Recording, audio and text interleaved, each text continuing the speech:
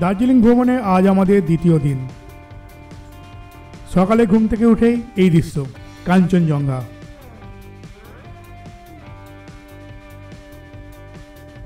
বিশ্বের তৃতীয় সর্বোচ্চ শৃঙ্গ, ৮৫৮৬ মিটার।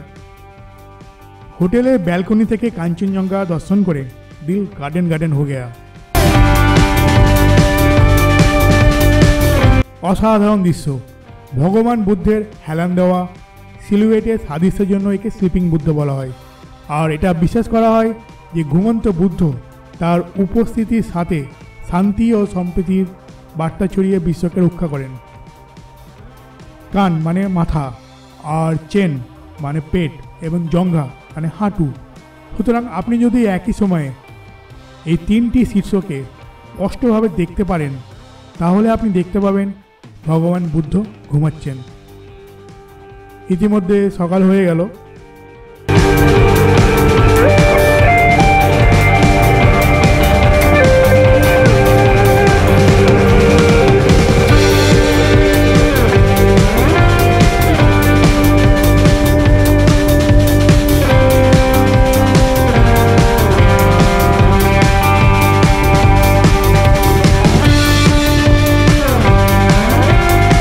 ব্রেকফাস্টে সামান্য কিছু খেয়ে আমরা রওনা দিলাম আমাদের প্রথম ডেস্টিনেশন ঘুম মনেস্ট্রির উদ্দেশ্যে।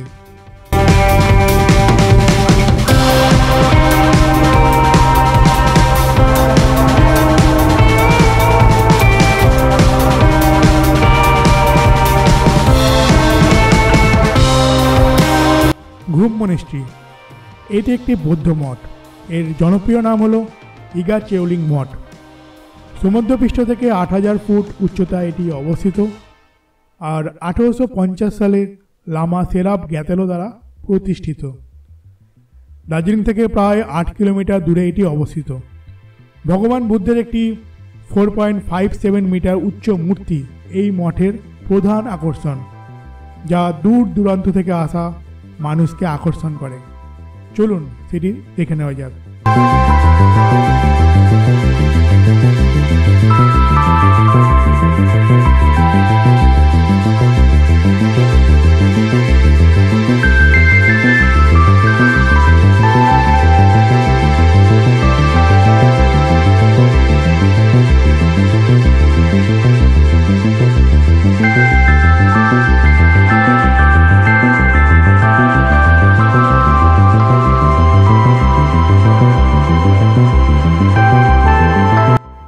ঘুম মঠটি বৌদ্ধ সম্প্রদায়ের জন্য একটি অত্যন্ত সম্মানীয় স্থান। বিরল পাণ্ডুলিপি, বিখ্যাত সংস্কৃত রচনাগুলির তিব্বতী অনুবাদের একটি ভাণ্ডার, যেমন কালিদাসের মেঘদূত, শ্রীহর্ষের নাগমণ্ডলা ইত্যাদি। চলুন ভগবান বুদ্ধের দর্শন করে আসি। আমরা এখানে কিছুক্ষণ অতিবাহিত করে চলে যাব নেক্সট ডেস্টিনেশনে।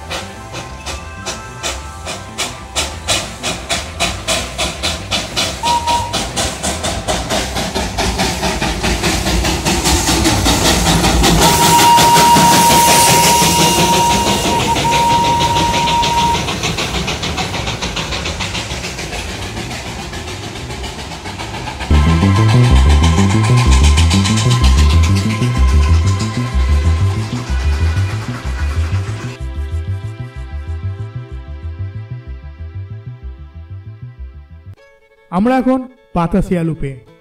জায়গাটির দূরত্ব ঘুম স্টেশন থেকে প্রায় 1 কিলোমিটার আর দার্জিলিং থেকে 5 কিলোমিটারের মতো। পাহাড়ের চড়াই পথে টয় ট্রেনের যাত্রাকে সাবলীল করার জন্য 1919 সালে বাতাসিয়া লুপ গড়ে তোলা হয়। আপনারা হয়তো জানবেন যে টয় ট্রেন বাতাসিয়া লুপে 360 ডিগ্রি ঘুরে যায়। বাতাসিয়া লুপ থেকে বিশ্বের তৃতীয় উচ্চতম শৃঙ্গ কাঞ্চনজঙ্ঘা দেখলে তার স্মৃতি আপনার মনের মণিকোঠায় চিরকাল থেকে যাবে।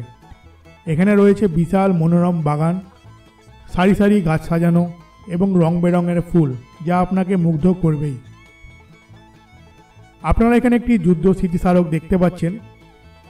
সেটি হলো একটি গোর্খা সৈনিকের ব্রোঞ্জ মূর্তি, যা ভারত স্বাধীন হওয়ার পর বিভিন্ন যুদ্ধে নিহত গোর্খা শহীদ বীরদের শ্রদ্ধা জানাতে 1995 সালে এটির উদ্বোধন করা হয়। প্রতিদিন ভোর 5টা থেকে রাত্রি 8টা অবধি খোলা থাকে আর এখানে মাথাপিছু প্রবেশ মূল্য 20 টাকা। সামনে রয়েছে ছোট বাজার, সেখান থেকে আপনারা চাইলে কেনাকাটাও সেরে ফেলতে পারেন।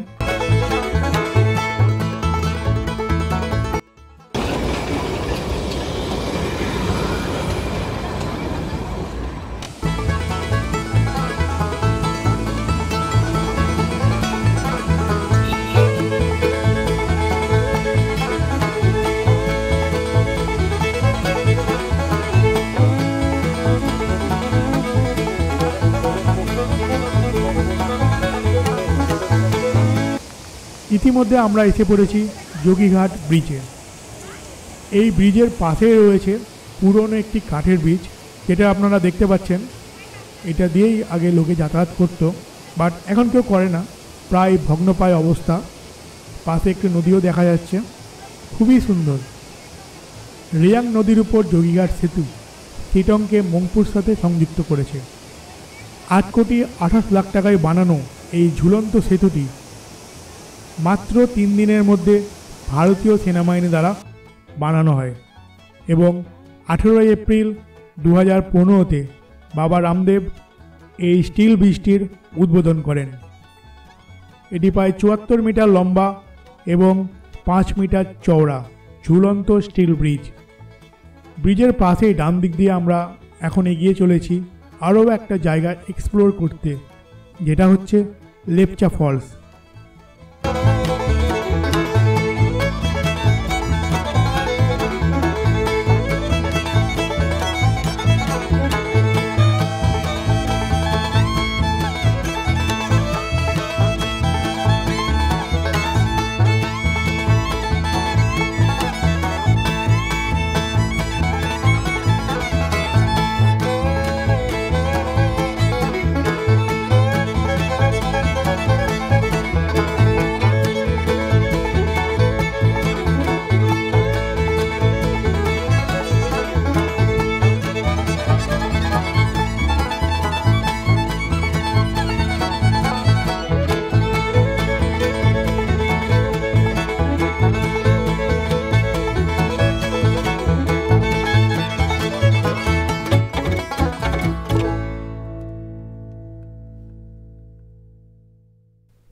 কাঠের তৈরি সেতু পেরিয়ে আমরা অপর প্রান্তে যাওয়ার চেষ্টা করছি।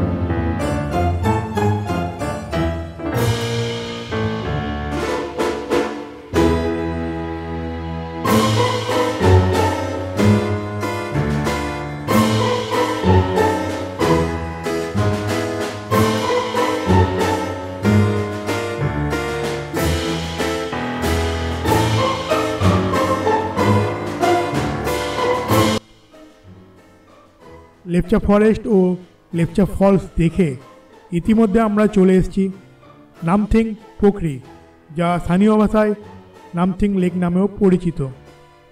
অহলধারা থেকে আপনারা যদি আসতে চান তাহলে মোটামুটি 30 থেকে 40 মিনিট লাগবে। যে হনুমানজির মূর্তিটি আপনারা দেখতে পাচ্ছেন ঠিক তার পেছনেই রয়েছে লেক। এই সময় এখানে জল নেই, কিন্তু বর্ষার সময় যখন এটি জলে পরিপূর্ণ হয়ে যায় তখন দেখতে অসাধারণ লাগে। আপনারা যারা এখনও চ্যানেলটিকে সাবস্ক্রাইব করেননি অবশ্যই করে নিন। আপনাদের জন্য এটি ফ্রি, কিন্তু আপনাদের কমেন্ট ও লাইক আমাদের মোটিভেশন যোগাবে এরকম আরও ট্র্যাভেল ব্লগ বানানোর জন্য। তৃতীয় দিন আমরা চলে যাব pine forest, Ahaldara, happy valley tea garden, Japanese temple, piece pagoda, Mirik এবং নেপালের পশুপতি মন্দির সহ আরও অনেক জায়গা দেখতে। সুতরাং আমাদের সঙ্গে থাকুন এবং চ্যানেলটিকে সাবস্ক্রাইব করতে একদম ভুলবেন না।